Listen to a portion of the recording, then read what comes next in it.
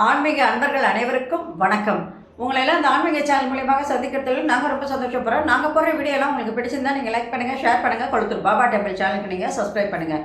இன்னைக்கு திருவம்பாவை பாடல் 8 சொல்லி அதற்கான விளக்கங்களை சொல்ல வந்திருக்கேன்.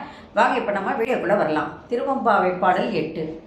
கோழி சிலம்ப சிலம்பும் பொரிதெங்கும், ஏழில் இயம்ப இயம்பும் வெண்சங்கெங்கெங்கும், கேழில் பரஞ்சோதி கேழில் பழங்கருணை, கேழில் விழுப்பொருள்கள் பாடினோ கேட்டிலேயோ, வாழி ஈதென்ன உறக்கமோ வாய்த்திரவாய், ஆழியான அன்புடைமை ஆமாறு இவ்வாறே, ஊழி முதல்வனாய் நின்ற ஒருவனை ஏழை பங்காளனையே பாடையலோர் எம்பாவாய். இது பாடல்.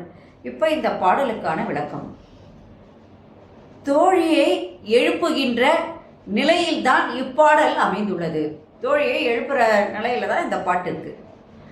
அதிகாலை பொழுதை மாணிக்க வாசகர் இப்பாடலிலே அழகாக படம் பிடித்து காட்டுகின்றார். அந்த காலை பொழுது எப்படி இருக்குதுன்றதை அழகாக காட்டுறார். அதிகாலை பொழுது கோழி சிலம்ப சிலம்பும் புருதெங்கும், கோழிகள் என்ன பண்ணுதான், எங்கே பார்த்தாலும் கூவிக்கொண்டிருக்கிறதா. நம்ம கூட காத்தால ஒரு 4 மணி 5 மணிக்கு எழுந்துக்கும் போது பார்த்தீங்கன்னா கோழி இருந்தால் அந்த கோழிகள் என்ன பண்ண அங்கேயே கொக்கரிக்கும். அது நமக்கு நல்லா தெரியும். அது மாதிரி அங்கே கோழிகள் கூவுகின்றன.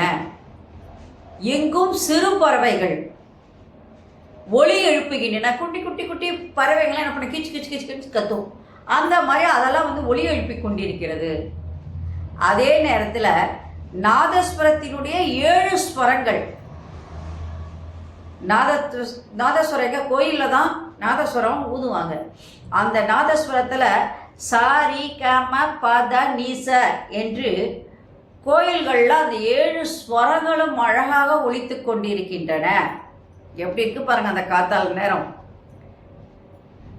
அந்த அதிகாலை பொழுதில் அடியவர்கள் எல்லாம், அடியவர்கள்னா யாரு, சிவனடியார்கள் எல்லாருமே என்ன பண்றாங்கன்னா திருவண்ணாமலை நோக்கி சென்று கொண்டிருக்கின்றார்கள்.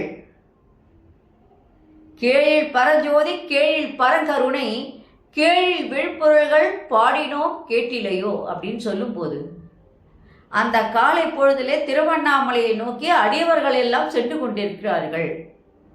கோயிலிலே வெண்சங்கு, 7 இயம்ப இயம்பும் வெண்சங்கெங்கும் அப்படின்னு சொல்லும்போது கோயிலில் வெண்சங்கானது ஒலித்து கொண்டிருக்கிறது. வெண்சங்கு நாதம் ஒலித்து கொண்டிருக்கிறது. ஏற்கனவே நாதஸ்வரம் இது பண்ணது. அதில் என்னது இப்போ சங்கும் சேர்ந்து ஒலிக்குது. இசைநாதம் ஒலிக்கின்றன. அந்த தருணத்தில் இறைவன் சிவபெருமான் கருணை ஒளி பொங்க அவர் தோன்றுகின்றார். அந்த அவருடைய கருணை ஒளியானது அந்த காத்தால நேரத்தில் அந்த நாதஸ்வரமும் அந்த சங்கெல்லாம் ஊதும் போது அவர் எப்படி இருக்காருன்னா கருணை ஒளியாக அங்கே காட்சி தருகின்றார் அனைவருக்கும். மாயை என்ற இருளானது மறைந்து விடுகின்றது. இருள் மறைஞ்ச உடனே என்ன பண்ணுவாங்க, வெளிச்சம் வந்துடும். அப்ப மாயை என்ற இருள் மறைகின்றது. இதனை யாருடன் ஒப்பிட்டு கூற முடியாத மேலான மெய்ப்பொருளாக அங்கே இறைவனானவன் தோன்றுகின்றான். அப்போ அந்த இருளானது மயங்கின உடனே வெளிச்சம் எப்படி வருமோ அது போன்று யாரிடம் ஒப்பிட்டு கூற முடியாத அந்த இறைவனுடைய கருணையானது அங்கே தோன்றுகிறது.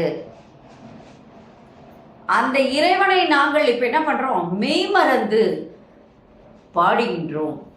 அவரை மெய்மறந்து நாங்கள் இப்போ என்ன பண்ணுறோம், அந்த நேரத்தில் மெய்மறந்து அவருடைய புகழை பாடுகின்றோம். அந்த மாதிரி புகழ்ந்து பாடும்போது இதெல்லாம் உன்னுடைய காதில் விழவில்லையா அப்படின்னு தோழியை கேட்குறார். தூங்குறாவும். அதனால இதெல்லாம் உன் காதில் சங்கு ஒலிக்குது, நாதஸ்வரம் ஒலிக்குது, அங்கே பறவைகள் கத்துது, கோழிகள் கூவுகின்றன, இதெல்லாம் உன் காதில் விழவில்லையா? இறைவனே எழுந்துட்டாரா, நீ எழுந்துக்கல இன்னும் அப்படின்ற மாதிரி. வாழ்க உன் தூக்கம், வாழி உன் தூக்கம், வாழி ஈதென்ன உறக்கமோ வாய்த்திரவா என்று சொல்லும்போது உன் தூக்கம் நல்லா இருக்கட்டும், வாழ்க உன் தூக்கம். தூக்கம்தான் எப்படிப்பட்டதோ, நீ உன் வாய் திறந்து ஒரு வார்த்தை சொல். நீ இது வரைக்கும் வாயை திறக்க மாட்டேங்கிற. அந்த தூக்கம் எப்படிப்பட்டது, சாமியை பற்றி தான் நீ சொல்ல மாட்டேன். தூக்கமாவது சொல்லுவாங்களே சில பேர், ஆஹா இந்த அருமையான தூக்கம்டா எனக்கு காலையில் அந்த 5 மணிக்கு தாண்டா அழகான தூக்கம் வரும்னு ஃப்ரெண்ட்ஸுக்கிட்ட சொல்லுவாங்க. அந்த நேரத்தில் என்னால் யார் வந்து எழுப்பினாலும் எழுந்துக்க முடியாது. நான் இப்படி இப்படி தட்டி போட்டால் நான் அப்படி தூங்குவேன், அப்படி பட்டி போட்டால் இப்படி தூங்குவேன். காலை இந்த பக்கம் வச்சுன்னா அந்த பக்கம் தூங்குவேன், தலையை வச்சு தலையை அந்த பக்கம் வச்சு காலை இந்த பக்கம் வச்சு தூங்குவேன் அப்படிலாம் சொல்லுவாங்க. அந்த மாதிரி தூக்கம் அந்த காத்தால நேரம் எல்லாருக்கும் வருமா? அந்த மாதிரி இவ கேட்குறாங்க, உன் தூக்கம் எப்படிப்பட்டது? நீ ஏன் இவ்வளவு இறைவன் வந்து பள்ளி கொண்ட பெருமாளே எழுந்து விட்டான் அப்படின்னு சொல்கிறானா? பள்ளி கொண்ட பெருமாளே எழுந்து விட்டார் அப்படின்னா யாரு? திருமாலே எழுந்துட்டார். அவரே எழுந்து வரும்போது இன்னும் நீ தூங்கி கொண்டிருக்கின்றாய். இறைவனிடம் அன்பு செய்யும் முறை இதுதானா? நீ இறைவன்கிட்ட வச்சிருக்கிற அன்பு இதுதானான்னு கேட்கிறார். இறைவன் கருணை ஒளி வந்த போது அஞ்ஞானம் என்கின்ற மன இருளானது அங்கே நீங்கி விடுகிறது. இருள் போகும்னு சொல்கிறோம். ஆனால் நம்ம மனசில் இறைவனை அந்த காத்தால நேரத்தில் தொழும்போது மனசில் இருக்கின்ற அந்த அஞ்ஞானம் என்கின்ற இருளானது அங்கே விலகி விடுகின்றது. நம்ம அம்மை அப்பனை நம்ம என்ன பண்ணுறோம்? இப்போ வாயார பாடி நாங்கள் வந்து தொழுகின்றோம். அந்த நாங்கள் வாயார பாடும்போது நீயும் அந்த பாட்டில் வந்து கலந்து கொள்வாயாக என்று மாணிக்க வாசக பெருமான் தோழியை எழுப்புகின்ற பாட்டாக இந்த பாட்டை பாடியிருக்கின்றார். நன்றி, வணக்கம்.